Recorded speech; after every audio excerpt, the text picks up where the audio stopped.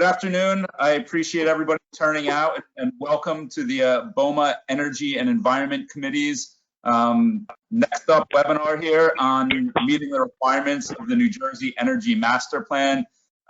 You'll recognize a theme that we kind of continue coming back and touching on that Energy Master Plan, where we want you to be aware of it and to know what is going on with that, and what the kind of tools and different vehicles out there are that can help you accomplish it.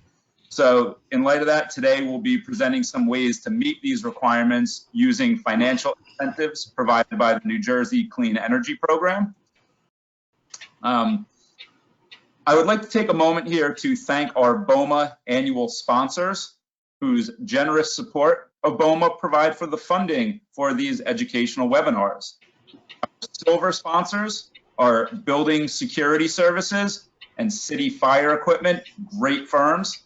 Our bronze sponsors, Belfour Property Restoration, Colliers International, Columbia Property Trust, Federal Business Centers, JLL, The Planned Companies, Public Sewer Services, Roof for Roof, Servpro of Eatontown, Long Branch, Hackensack, and Little Ferry, Spinella Electrical Contracting, and again, all great firms there. We thank them so much for their generous support of the BOMA program.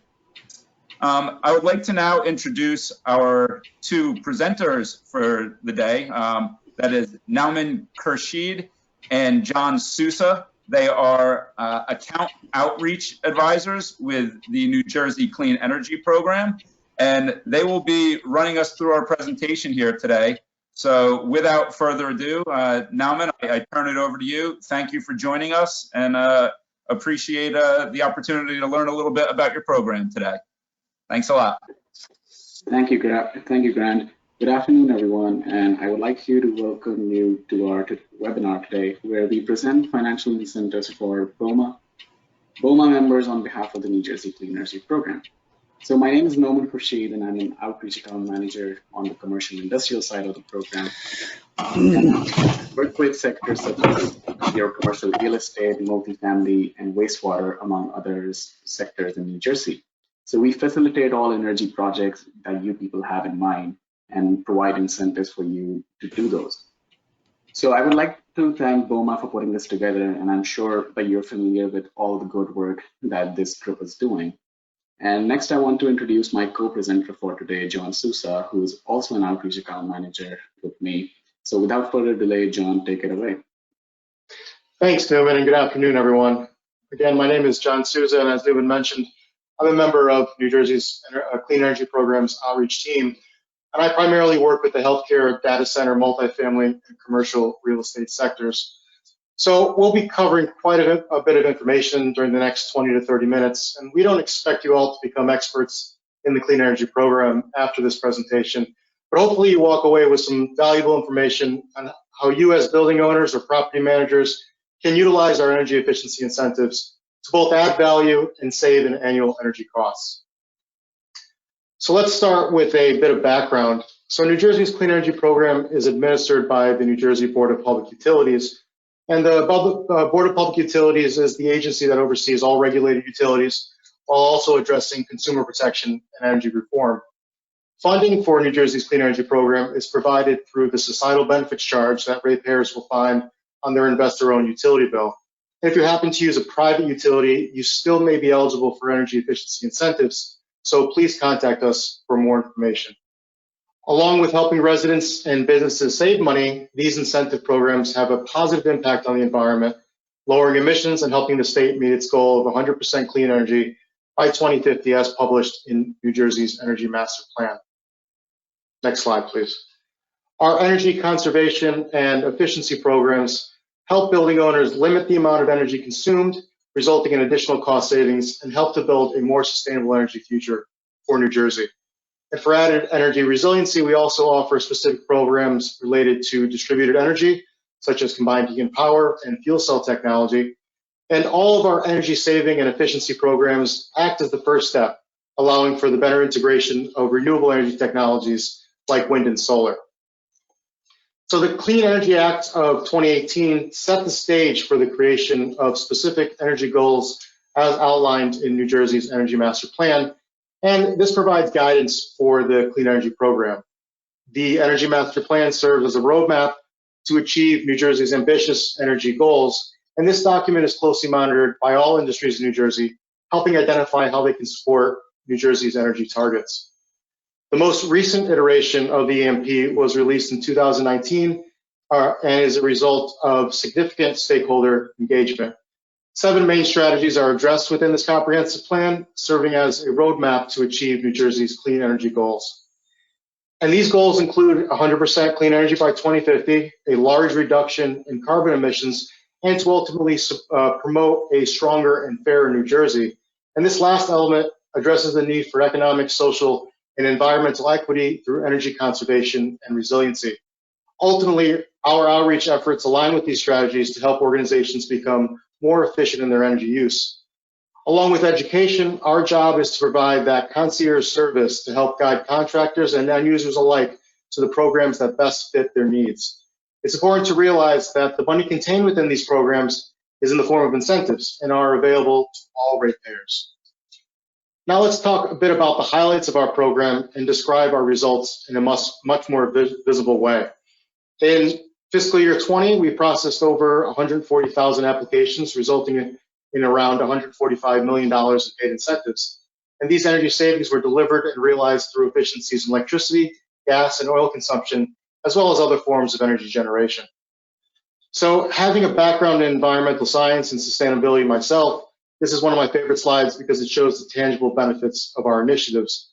The amount of CO2 emissions saved from our programs during the last fiscal year equate to over 159,000 cars removed from our roadways and over 12 million trees planted.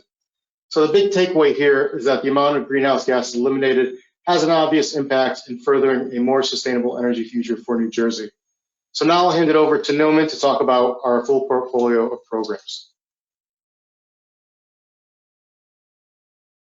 Thank you, John. So how we achieve these results is through a wide range of programs that are offered within the New Jersey Clean Energy Program. And as you can see, we have 5 different buckets of programs. For example, we have the renewable energy programs for offshore wind and solar. We have specialized energy efficiency programs for new initiatives and research and planning grants that we're going to talk about. Then we're going to talk about the commercial industrial programs we have and focus mostly on that since that's the most applicable for this growth. Moreover, we are also going to talk about some distributed energy resources that align closely to the commercial and industrial side. And finally, we're going to briefly touch upon the residential programs for homeowners in New Jersey. So we understand that to meet your organization's energy and environmental goals, it could be done in a variety of ways, from renewable energy to energy efficiency. And it is important to save energy by becoming more energy efficient as the first step, since it's often quoted that your best kind of watt is megawatt, or the watt that you never use. So as we get into our programs, the first bucket we have is the renewable energy programs. And we have offshore wind coming to New Jersey, as some of you might already know. We have some really lofty goals to achieve as a state, over 7,000 megawatt of generation to achieve by 2035. So what you need to know here is that New Jersey Clean Energy Program is supporting offshore wind development as part of the New Jersey Energy Master Plan. We also have something called the Solar Transition Incentive Program, which is a successor for the SREC program. For those of you who are not familiar with what that is, SREC stands for Solar Renewable Energy Certificates, and now they're being replaced with TRECs, or Transition Renewable Energy Certificates, until we find a successor for this program.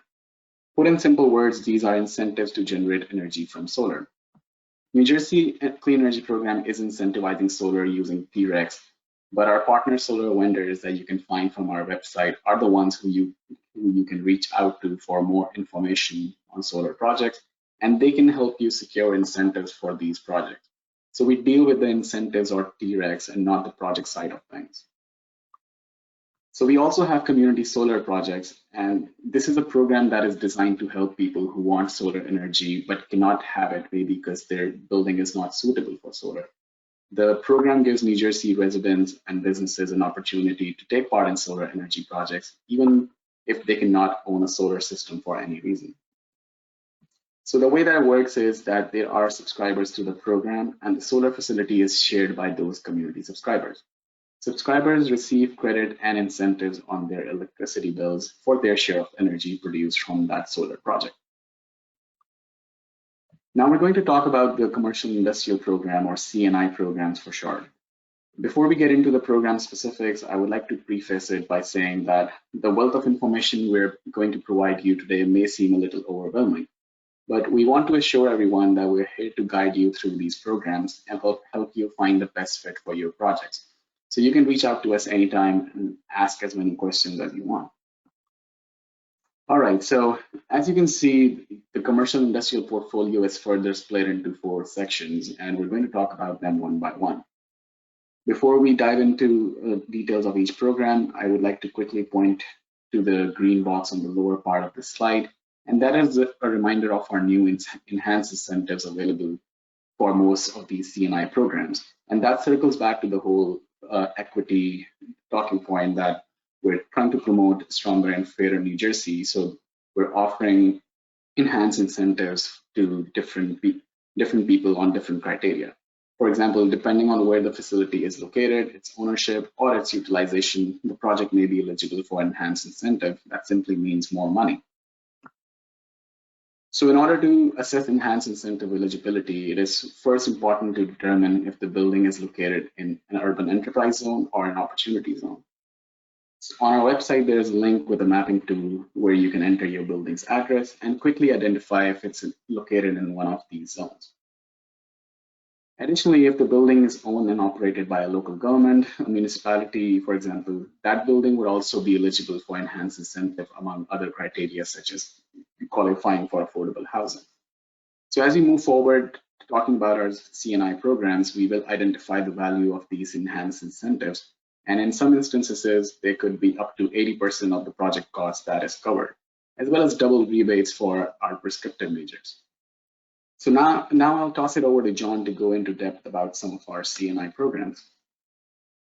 Thanks, Newman. So let's dive right in, starting with our free energy assessment programs. So the first is energy benchmarking, and this serves as a useful first step in the path to energy efficiency.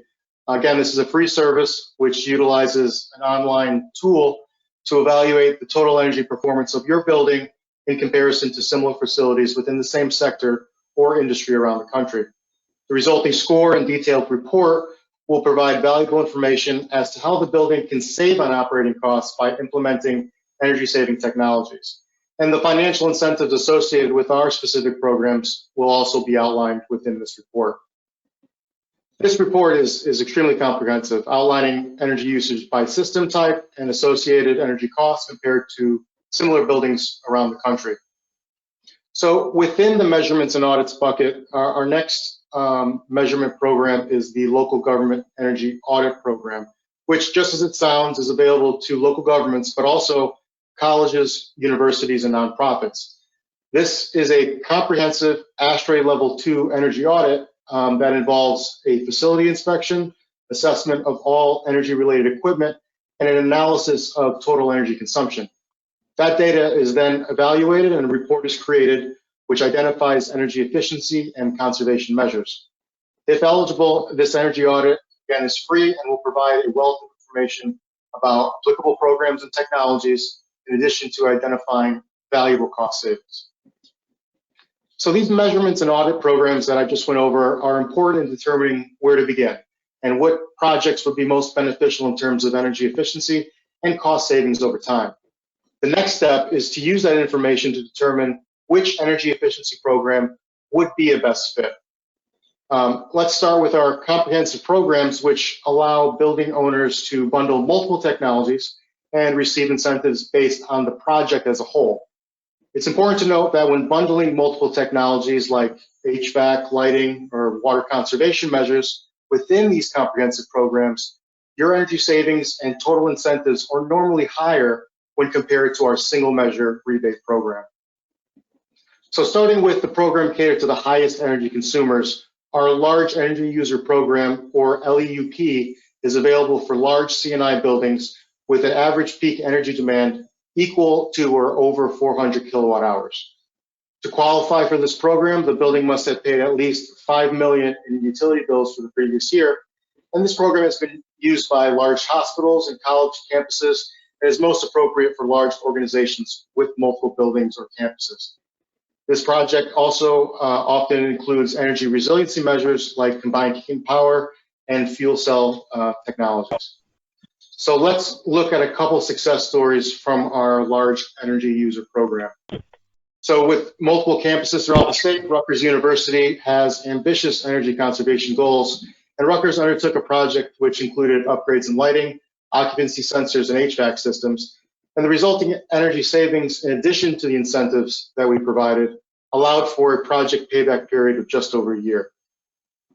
New Jersey Transit is yet another large energy user that utilized our incentives to upgrade their wireless networking, lighting, and occupancy sensors, resulting in nearly $400,000 of annual energy savings and a payback period of less than a year.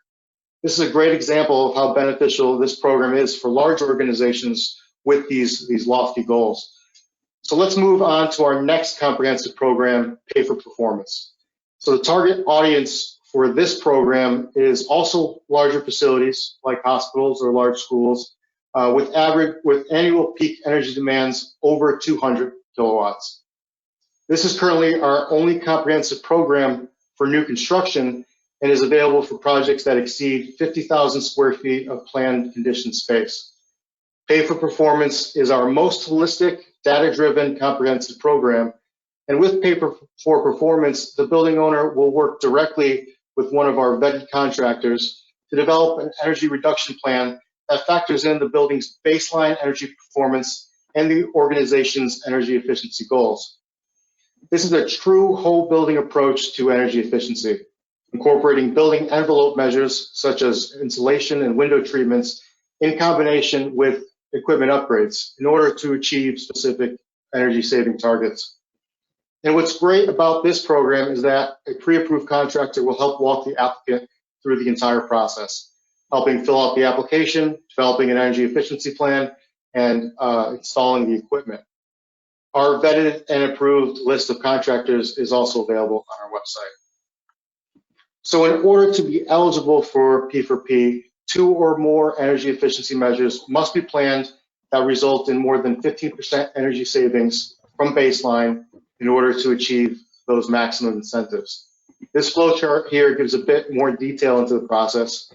And because this program involves an extensive verification process for savings, it's important that the end user is able to work with a timeline of around 2 to 3 years.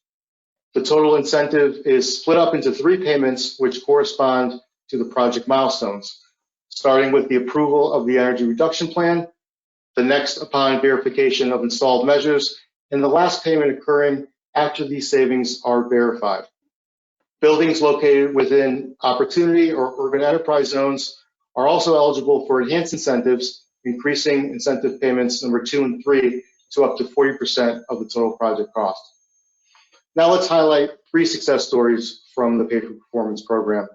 This is a multifamily high-rise building located in Jersey City that used the P4P program to realize energy savings of more than 1 megawatt hour of electricity and 1,800 million BTUs of natural gas per year. These energy efficiency measures resulted in a fairly short payback period for this project of 1.5 years. The Panasonic Corporation is highlighted in this next success story, and they installed state-of-the-art heat recovery and cogeneration units in their 12-story office tower in Newark.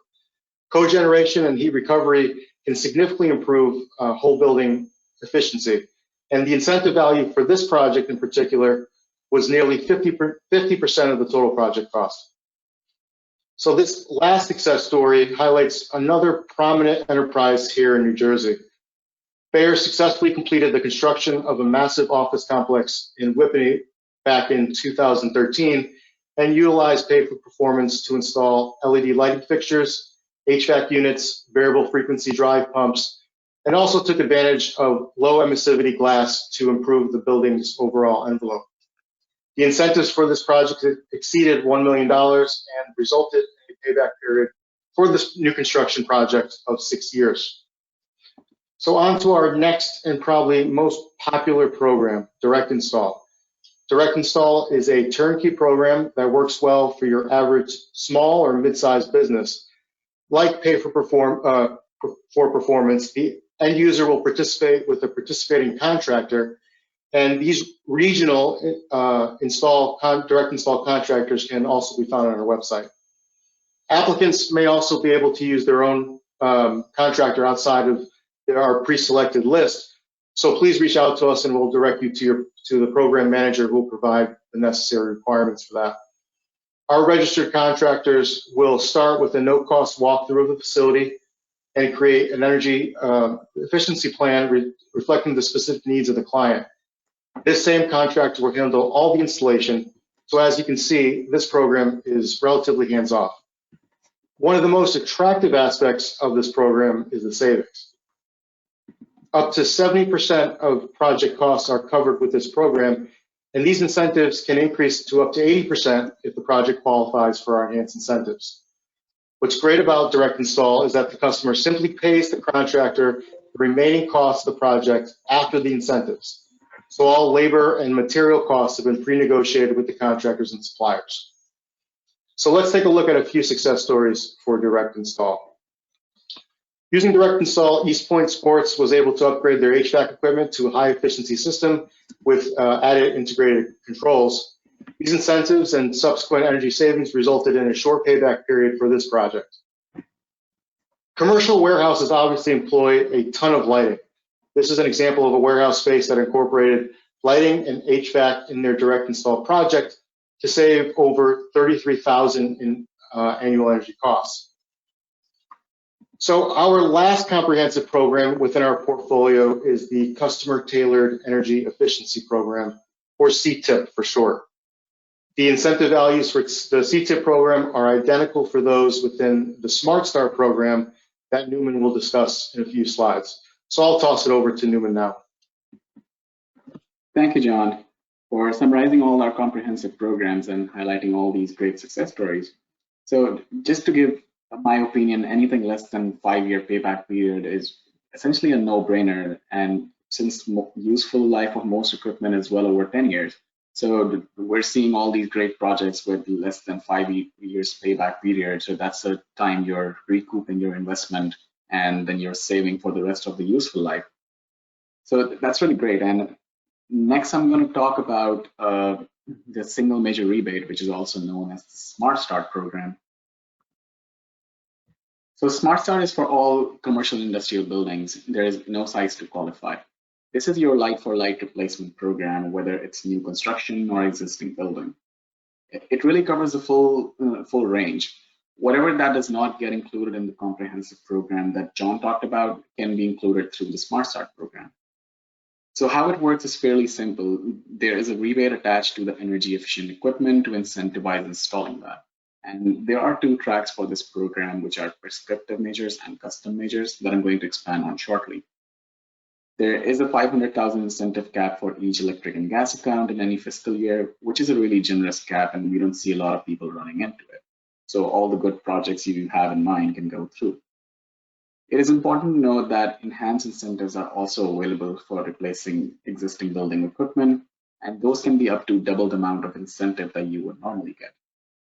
A great thing about Smart Start program is that, let's say there's a qualifying efficient equipment that was installed within the last year and purchased within the last year, even that is eligible for a rebate, so you can get some money back for installing that energy efficient equipment. So there could be money sitting out there for you if you recently upgraded a more efficient equipment. So you can find out more details on the amount of incentives available for each equipment on our website. You go to the applications form for prescriptive measures, and over there it gives you the measure code associated with it, and that tells you how much incentive you can get for which measure. So for custom measures, the incentives are a little different, and they are calculated based on the lesser of the 3 categories, which is based on energy savings or install costs or the payback period. So just to summarize, Smart Start program is where you really get to cherry pick what you want, how much you want, and when you want it. So you can bundle multiple majors as you like, which is really great. So like I said earlier, there are 2 tracks for this program. The prescriptive track includes a list of certified energy efficient equipment from Energy Star or DLC websites, and they tell you how energy efficient the equipment is. So this covers anything from lighting controls, electric chillers, VFDs, gas heating, to your food service equipment. And you can find the list of the eligible equipment from our website for more detailed information. So if you're installing one of these prescriptive equipment, you can get a rebate through the Smart Start program. Alternatively, you can use the custom route for emerging energy efficient technologies that are not covered under the prescriptive measures, but they can still show cost-effective efficiency improvement. Although pre and post inspection are required for the custom measures, and they must meet codes for retrofit projects. So you cannot just do a custom project and expect a rebate. It has to be pre-approved by us. All right, so a great example of the Smart Start program is the indoor horticulture, for which the lighting retrofit are now part of prescriptive path. And you can get rebates for LED listed on the DLC website for horticulture. Previously, horticulture used to be on the custom path, which took a little longer, but now that it's prescriptive, it's fast and easy rebate. Other technologies that prove to be cost-effective efficiency improvements can still go through the custom Smart Start program, so there are incentives available there too, as long as there is energy savings on the table. So a great example of a Smart Start incentive is the Holiday Inn Hotel that did an in-house LED retrofit project. And as you can see, that the incentive is so good that their payback period is less than a year, and they will save $19,000 annually on their energy costs.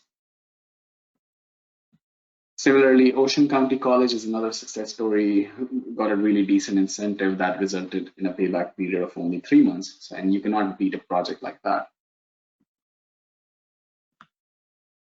Right, so circling back to the CT program, the comprehensive program we had. So if you're submitting multiple applications for Smart Start rebate, those can be streamlined into one application using the CT program.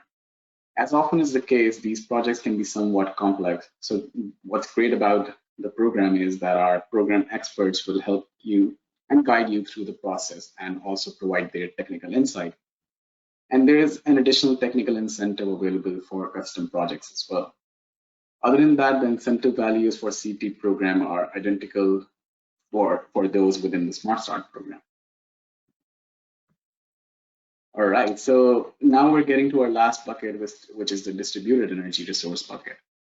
So we categorize this bucket as programs that improve resiliency, such as your combined heat and power for on-site generation, research in other emerging technologies such as microgrid and battery development that the Board of Public Utilities and Clean Energy Program are pursuing.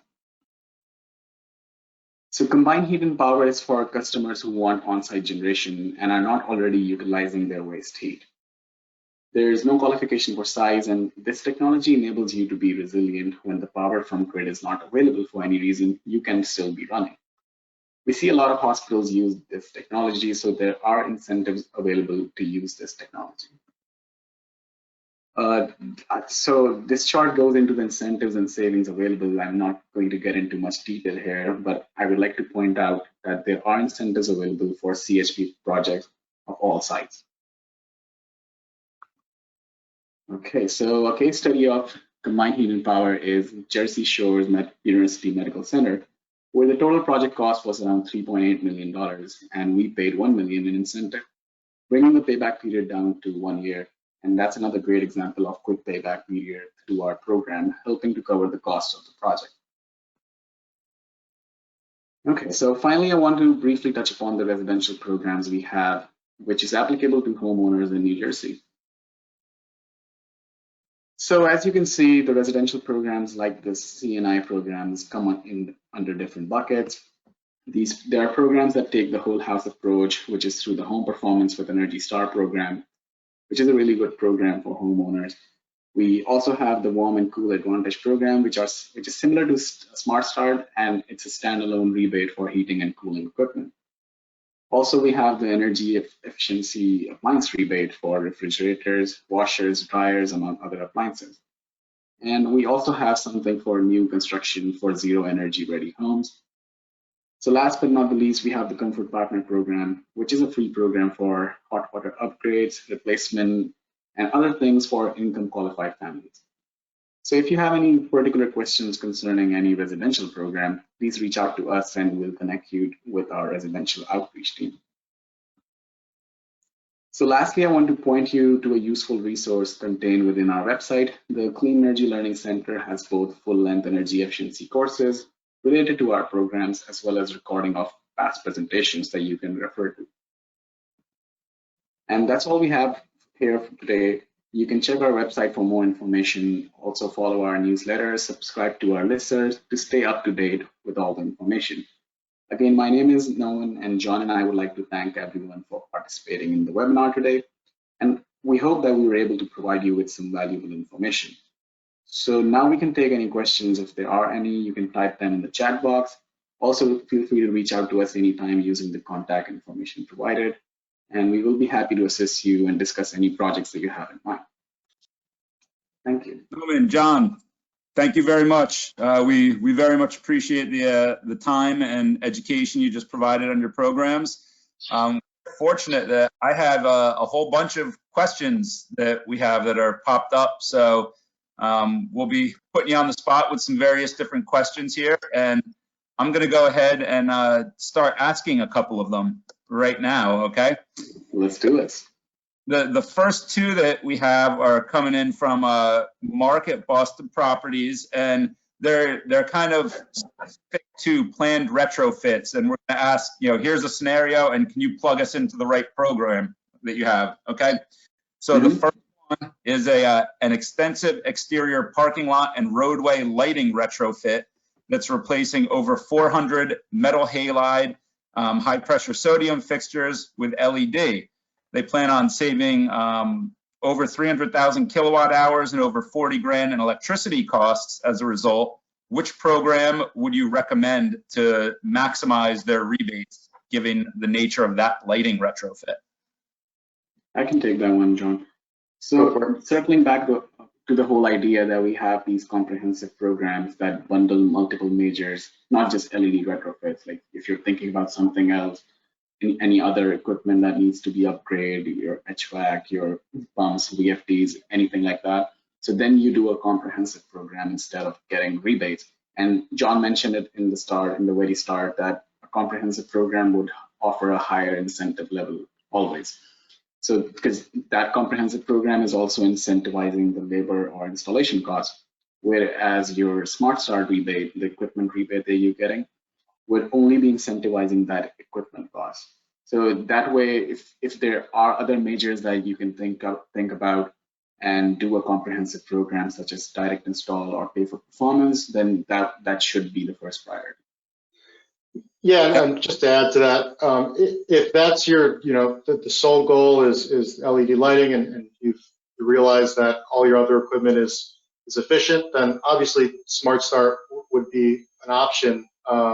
And you can, hire a contractor to do the work. They would have to abide by certain caveats of the program, prevailing wage being one of them, or you can do the work yourself. But those would be your options. We would definitely recommend finding another measure. You get better rebates and a better payback period, more than likely. Okay, so maybe take that facility that's doing the lighting and let's check and see if we can do VFDs at the same time or something, and absolutely get into that comprehensive program.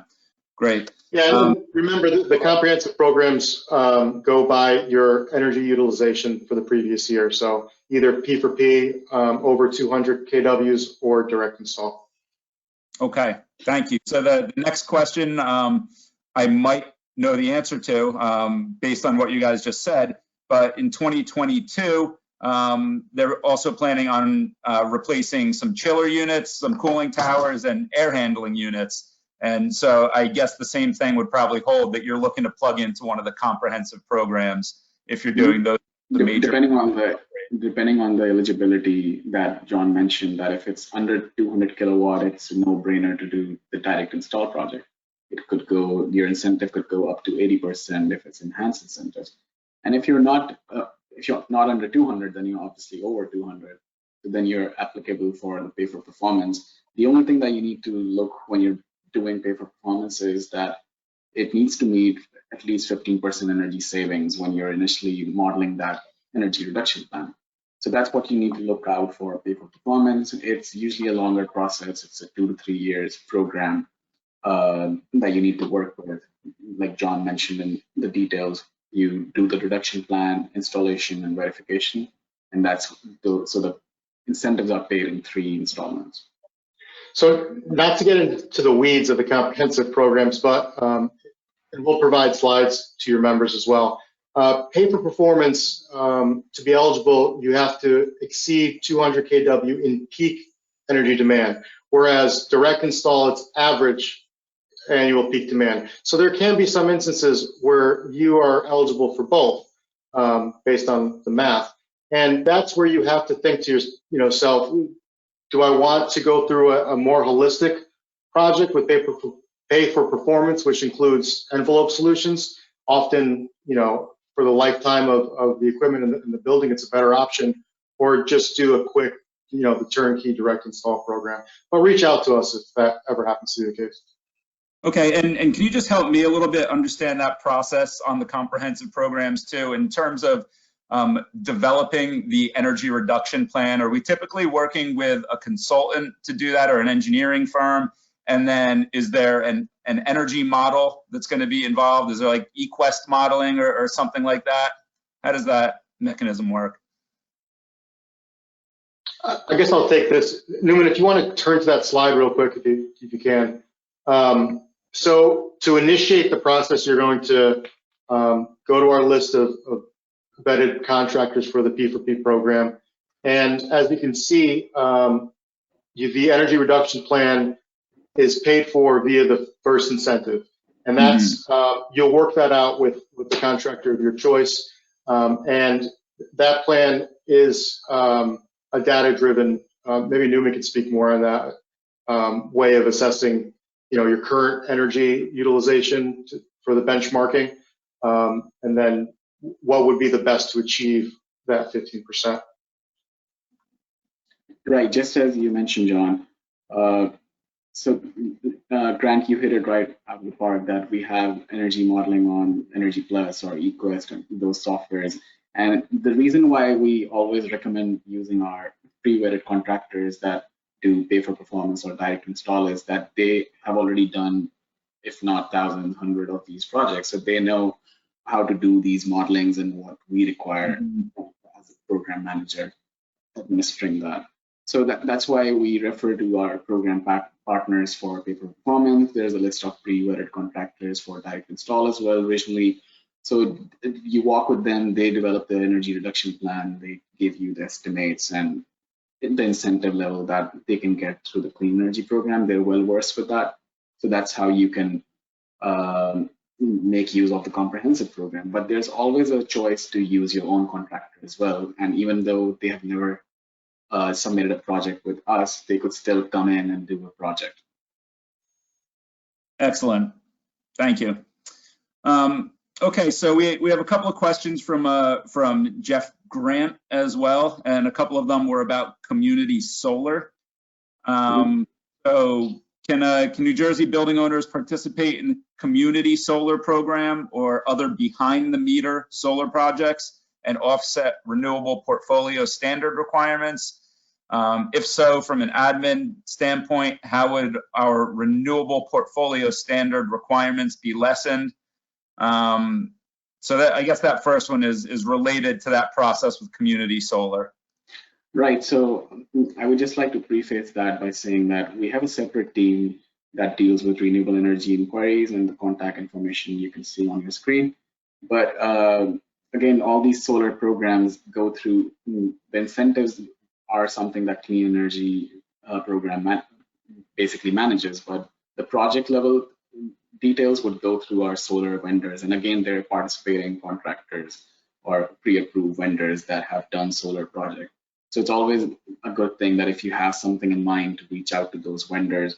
And for more program level specific, that how do I enroll into a community solar project with you guys that kind of stuff, that how much money can I get with T-REX, that kind of thing would go through this renewable energy information inquiry team that we have.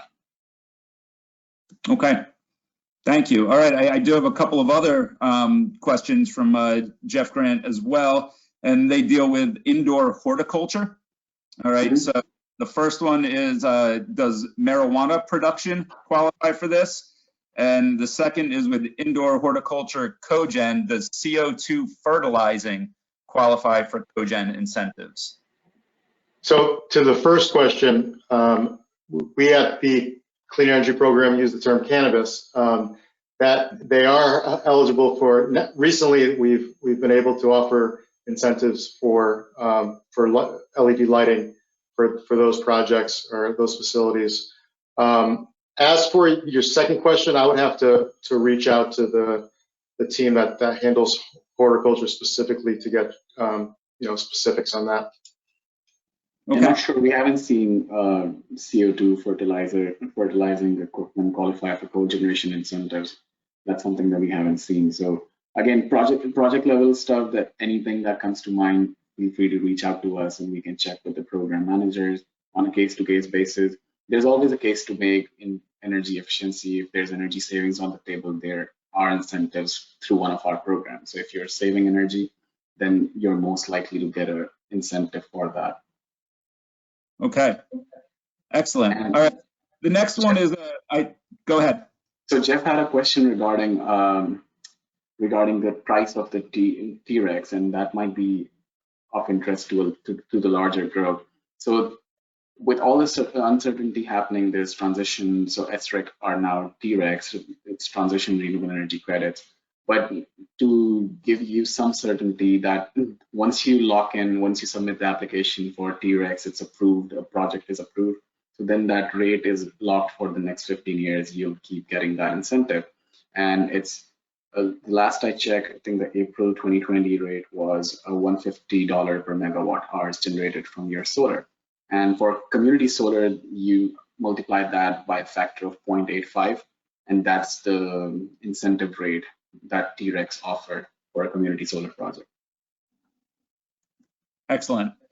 So the next question I have is from George Wenner, and I think it's a pretty interesting one because it really gets back to the heart of the Energy Master Plan and the push towards electrification that we've heard a lot about on previous webinars and just in the industry in general.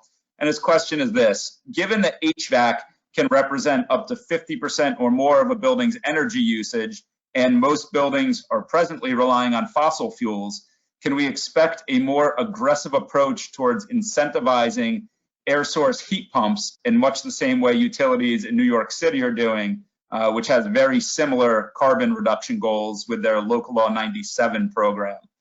That is a really insightful question.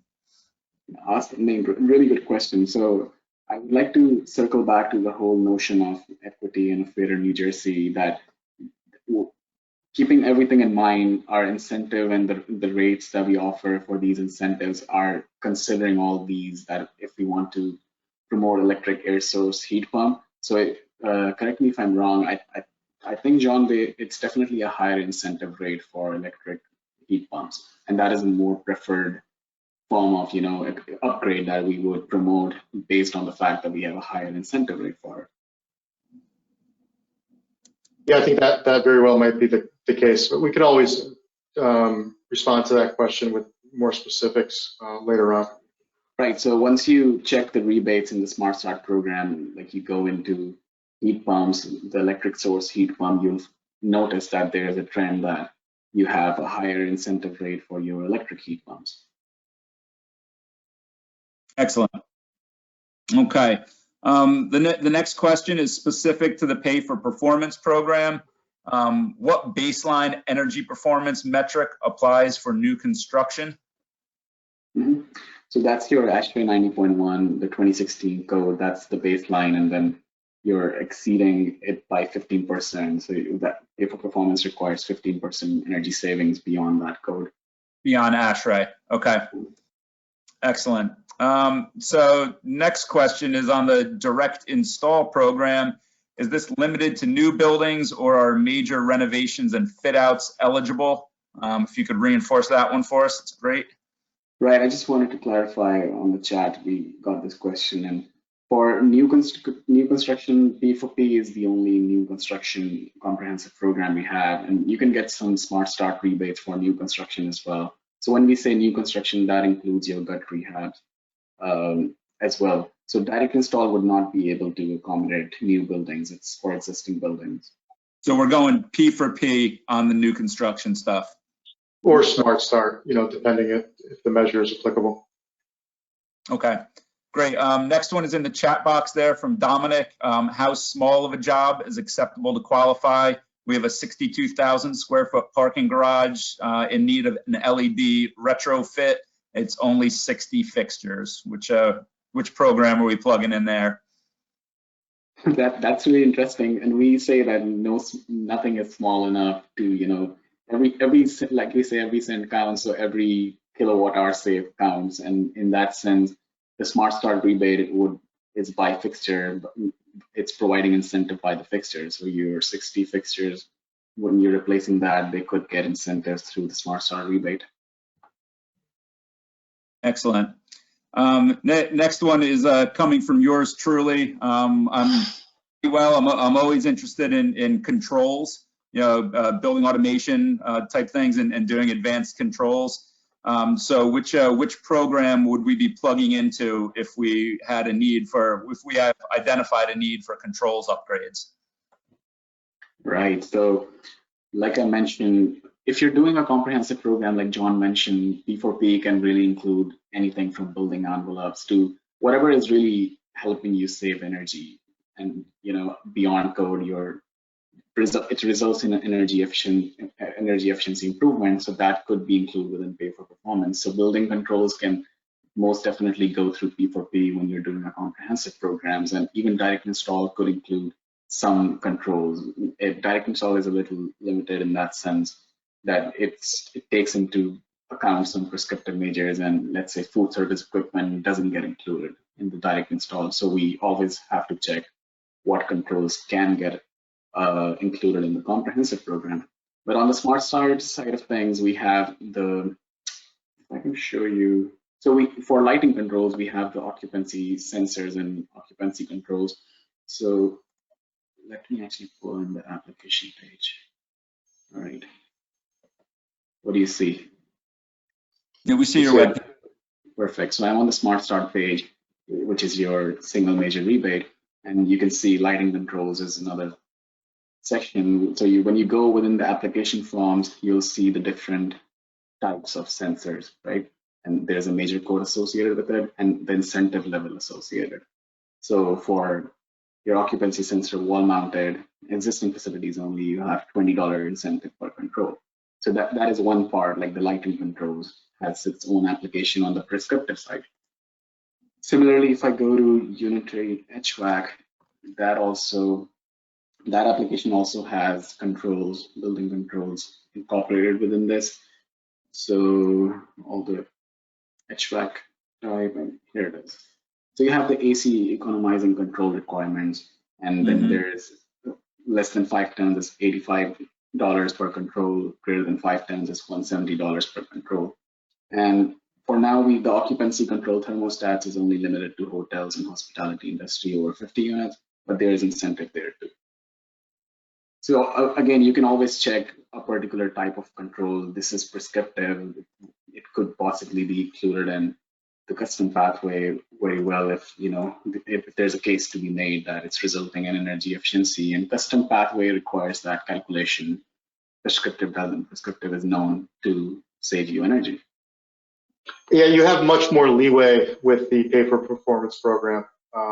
It includes measures that wouldn't be included within the prescriptive tract or direct install for that matter. So if you're looking for a holistic approach and you want to include a lot of different technologies and different measures, pay for performance might be the best. Okay. Now I'm gonna give you one more question that just one more point. Grant. So the incentive for control has to be equipment related. It doesn't have, it cannot be a software upgrade for that control. Good to know. Just one clarification. Yep. Good to know that. Okay, so the next question is another one of mine because it's a question that I've been asked recently and frankly didn't have a real good answer to. So on one hand, we're in the midst of this global pandemic, in case anybody was unfamiliar with that, and ASHRAE's provided guidance about flushing buildings with fresh air and some different schedules and operations to provide a potentially more well-ventilated space, and that carries an energy penalty with it, right? Which is naturally in conflict with our energy reduction goals that we're trying to achieve as a state here as part of the master plan. Have you guys on your end, I understand you might not have a program in place for this, but have you heard any kind of behind the scenes talk about reconciling COVID baselines that would be driven up because of the ventilation that we're trying to do with energy conservation, and just anything about the tension that those two topics are at? If there's anything that pops up in mind, that I know this is a little off topic from the presentation, but I'm just curious. Yeah, it sort of goes both ways, right? So certain sectors would see an uptick in energy utilization, and others would see lower energy utilization, and that often provides for us a artificial measure of energy consumption for the previous year. That being said, our program managers have put out guidance to distinguish, is this energy consumption COVID related for eligibility purposes, or what's the regular normal operation of that facility? So that's first and foremost for eligibility specifics, because oftentimes a building would be definitely P for P, and because lack of occupancy, they're now in the direct install zone, and you can't really take that as a fact. So, but maybe Newman, if you have anything to add to the ventilation controls. On the program side, we're trying to distinguish the pre-COVID scenario and the baselines that we then had versus what we have right now. If your peak demand, or if your annual average demand fell under 200, so now during COVID you're not eligible for direct install all of a sudden, when for the last 5 years you were way over 200. So we're trying to negate the current utility consumption and trying to look back a little pre-COVID. That's the workaround that we have for now. But okay, yeah, so we're digging back. We're digging back deeper into some maybe older benchmarking data in order to that baseline. That makes some sense. For purification units, I do know that we have some rebates, prescriptive rebates for those units. You'll have to look deeper into the application to see what type and if it's applicable to your facility. Excellent. Okay, I believe I've just about exhausted the questions that have popped up here. If anybody else has a question, feel free to jump in. Otherwise, there's a decent number of questions, and we encourage questions obviously, and contact us anytime for more specific information. And we can obviously offer you lunch and learns and virtually for now. But yeah, that's always an option to sit with us and work through the project you have in mind and what kind of incentives you can get for those projects. Excellent. And I've found personally, whenever I've tried to work with incentive programs, that having a good point of contact that can help be the person and advocate for us is very important. So now everybody knows Nauman and John, and we appreciate that. So I don't think anybody will be shy to reach out to you if they need your assistance in navigating this landscape, which is a little bit complex. So we appreciate the time and attention. And since it seems we have no other questions here, I guess we are a wrap. This webinar is recorded and will be available, I believe, tomorrow or within the next couple of days via BOMA. So with that, it's a wrap, and I think I'm going to a little bit. Yeah, we're exactly on time. Thank you so much, BOMA, for organizing this, and it was really nice talking to you all. Looking forward to hear from you. Take care. Yes, thank you for the opportunity. Great. Thanks, folks. Great job.